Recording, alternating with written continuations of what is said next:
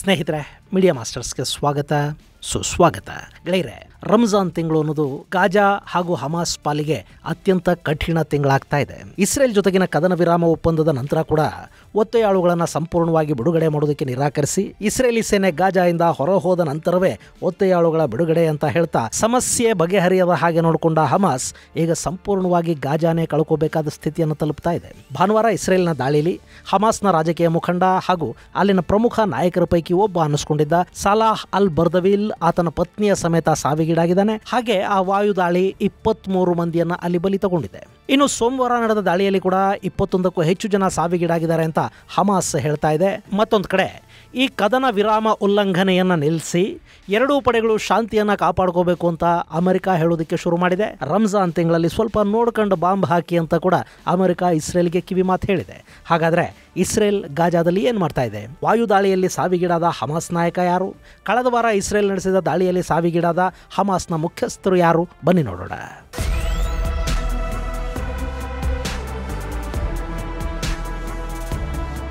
ಗೆಳೆಯರೆ, ಯಾಹ್ಯಾ ಸಿನ್ವರ್ನನ್ನು ಹೊಡೆದು ಹಾಕಿದ ನಂತರ ಇಸ್ರೇಲ್ ಹಮಾಸ್ನ ಇನ್ಯಾವ ಬಿಗ್ ಲೀಡರ್ ಅನ್ನು ಹೊಡೆದು ಹಾಕೋದಿಕ್ಕೆ ಹೋಗಿರಲಿಲ್ಲ. ಆದರೆ ಮೊನ್ನೆ ಆ ಕೆಲಸ ಕೂಡ ನಡೆದು ಹೋಗಿದೆ. ಇಸ್ರೇಲ್ ಮಾಡಿದ ಅದೊಂದು ಕೆಲಸವನ್ನ ಜಗತ್ತಿನ ನಾನಾ ದೇಶಗಳು ಖಂಡಿಸ್ತಾ ಇವೆ. ಇದು ಯುದ್ಧ ನಿಯಮಗಳ ಉಲ್ಲಂಘನೆ ಅಂತ ಹೇಳಲಾಗ್ತಾ ಇದೆ. ಇಷ್ಟಕ್ಕೂ ಅಲ್ಲಾಗಿರೋದೇನು ಅಂದ್ರೆ, ಮೊನ್ನೆ ಗಾಜಾದ ಖಾನ್ ಯೂನಸ್ ಮೇಲೆ ವೈಮಾನಿಕ ದಾಳಿ ನಡೆಸಿದ ಇಸ್ರೇಲ್ ಅಲ್ಲಿನ ಗುಡಾರವೊಂದರಲ್ಲಿ ತನ್ನ ಪತ್ನಿಯ ಜೊತೆ ರಂಜಾನ್ ಪ್ರಾರ್ಥನೆ ಮಾಡ್ತಾ ಇದ್ದ ಗಾಜಾದ ರಾಜಕೀಯ ವಿಭಾಗದ ಮುಖ್ಯಸ್ಥ ಸಲಾಹ್ ಅಲ್ ಬರ್ದವಿಲ್ ನನ್ನ ಹೊಡೆದು ಹಾಕಲಾಗಿದೆ.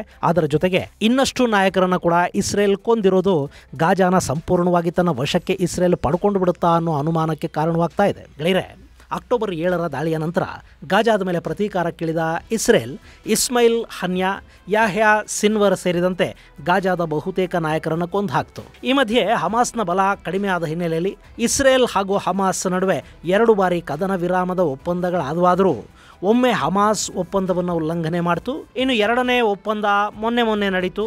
ಅದು 2 ತಿಂಗಳವರೆಗೆ ಜಾರಿಯಲ್ಲೂ ಇತ್ತು. ಹಮಾಸ್ ಒಂದಷ್ಟು ಇಸ್ರೇಲಿನ ಒತ್ತೆಯಾಳುಗಳನ್ನು ವಾಪಸ್ಸು ಕೊಡ್ತು.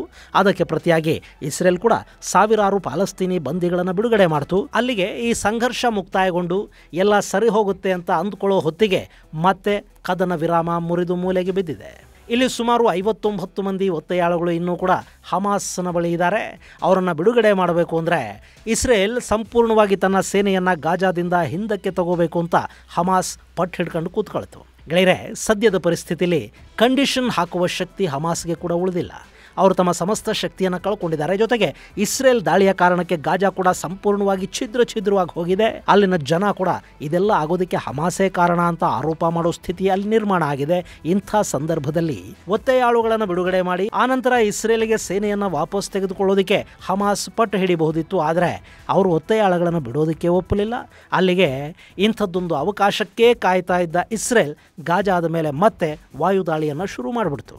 ಪೂರ್ವ, ಪಶ್ಚಿಮ, ಉತ್ತರ, ದಕ್ಷಿಣ ಹೀಗೆ ಎಲ್ಲ ಕಡೆಗಳಿಂದ ದಾಳಿ ಮಾಡಿದ ಇಸ್ರೇಲ್ ಮೊದಲ ದಾಳಿಯಲ್ಲಿ ಸುಮಾರು 400ಕ್ಕೂ ಹೆಚ್ಚು ಮಂದಿಯನ್ನು ಕೊಂದು ಹಾಕ್ತು. ಅದಾದ ನಂತರ ಕೂಡ ಅಲ್ಲಿ ನಿರಂತರವಾಗಿ ದಾಳಿಗಳು ಮುಂದುವರಿತಲೇ ಇವೆ.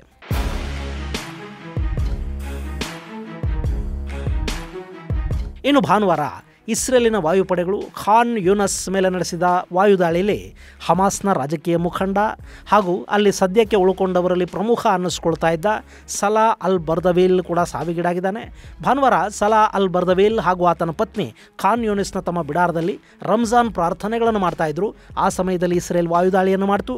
ಬರ್ದವಿಲ್, ಆತನ ಪತ್ನಿ ಹಾಗೂ ಇನ್ನಿತರ 23 ಮಂದಿ ಆ ದಾಳಿಯಲ್ಲಿ ಸಾವಿಗೀಡಾಗಿದ್ದಾರೆ ಅಂತ ಹೇಳಲಾಗ್ತಾ ಇದೆ. ಮತ್ತು ಈ ದಾಳಿ ವ್ಯಾಪಕ ಖಂಡನೆಗೆ ಕೂಡ ಈಡಾಗ್ತಾ ಇದೆ. ಇಸ್ರೇಲಿನ ದಾಳಿಯ ಬಗ್ಗೆ ತೀವ್ರವಾಗಿ ಪ್ರತಿಕ್ರಿಯೆಯನ್ನು ಕೊಟ್ಟಿರುವ ಹಮಾಸ್, ಇದು ಪ್ಯಾಲೆಸ್ತೀನ್ ಸ್ವಾತಂತ್ರ್ಯ ಹೋರಾಟ, ಇದರಲ್ಲಿ ಹರಿಯುವ ಪ್ರತಿ ಹನಿ ನೆತ್ತರಿಗೂ ನ್ಯಾಯ ಸಿಗುತ್ತೆ ಮತ್ತು ಪ್ರತಿ ಹನಿ ನೆತ್ತರಿಗೂ ನಾವು ಪ್ರತೀಕಾರವನ್ನು ಹೇಳ್ತೀವಿ ಅಂತ ಹೇಳಿದೆ.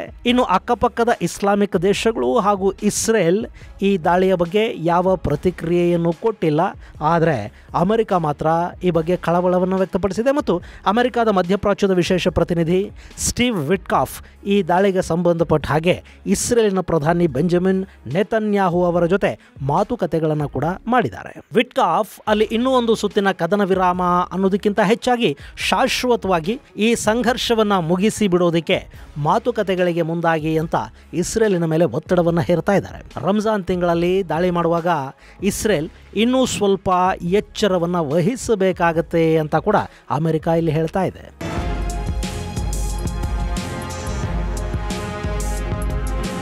ಗೆಳೆಯರೆ, ಇಲ್ಲಿ ಏನಾಗುತ್ತೆ ಅಂದರೆ, ಸಾಮಾನ್ಯವಾಗಿ ರಂಜಾನ್ ತಿಂಗಳ ಪ್ರಾರ್ಥನೆಗಳು ಯಾವ್ಯಾವ ಸಮಯಕ್ಕೆ ನಡೆಯುತ್ತವೆ ಅನ್ನೋದು ಮೊದಲೇ ನಿರ್ಧಾರ ಆಗಿರುತ್ತೆ. ಹೀಗಾಗಿ ಪ್ರಾರ್ಥನೆಯ ಸಮಯದಲ್ಲಿ ಬಾಂಬಿಂಗ್ ಮಾಡೋದು ಖಂಡಿತ ಸರಿಯಲ್ಲ, ಅದು ಸಮರ್ಥನೀಯ ಕೂಡ ಅಲ್ಲ. ಪ್ರಾರ್ಥನೆಗಳನ್ನು ಮಾಡುವಾಗ, ಗಾಯಾಳುಗಳನ್ನು ಸಾಗಿಸುವಾಗ, ಬಿಳಿ ಬಾವುಟ ಹಿಡಿದವರ ಮೇಲೆ, ರೆಡ್ ಕ್ರಾಸ್ ಸದಸ್ಯರ ಮೇಲೆ, ಪರಿಹಾರ ತಂಡಗಳ ಮೇಲೆ ಬಾಂಬಿಂಗ್ ಮಾಡೋದು ಯುದ್ಧ ನೀತಿಗಳಿಗೆ ವಿರುದ್ಧ ಅನ್ನಿಸ್ಕೊಳ್ಳುತ್ತೆ. ಇನ್ನು ಅವರು ಶತ್ರುಗಳೇ ಆಗಿರಲಿ, ಭಯೋತ್ಪಾದಕರಾಗಿರಲಿ, ಪ್ರಾರ್ಥನೆ ಮಾಡ್ತಾ ಇದ್ದಾಗ ಬಾಂಬ್ ಹಾಕಿ ಕೊಂದು ಬಿಟ್ರೆ ಅದು ಒಂದು ಸಿಂಪತಿಗೆ ಕಾರಣ ಆಗುತ್ತೆ.